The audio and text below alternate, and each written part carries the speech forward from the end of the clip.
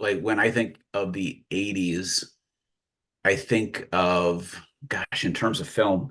So, I teach Rambo Part Two a lot. I think, which is a very inauthentic understanding of everything involved in it. I don't think it understands masculinity. It doesn't understand the war in Vietnam. It doesn't understand the consequences of the war in Vietnam.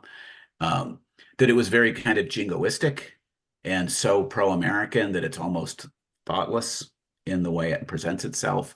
Or you could look at all the teen comedies that kind of dominated, like the Michael J. Foxification of America.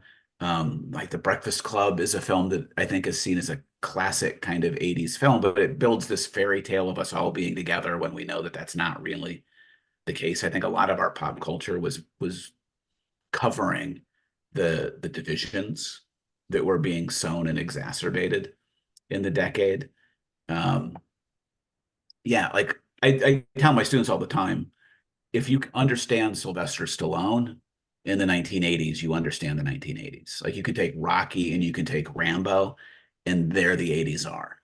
And again, from my perspective, not in a complimentary kind of way, right? That Sylvester Stallone, like Rocky One is a different kind of film, like Rambo One is a different kind of film. But once he starts franchising the two of those, you're like, well, yeah, like that is like he's figured out the zeitgeist of the 80s, this very jingoistic, pro-American, inconsiderate of violence, of the violence that's required to make America what it is, kind of thing. So there's like music, like the movies, again, like not that there aren't great 80s films, but the popular stuff, the stuff that dominated, I think says a lot about who we were as a culture and maybe not as um in not a very critical kind of way.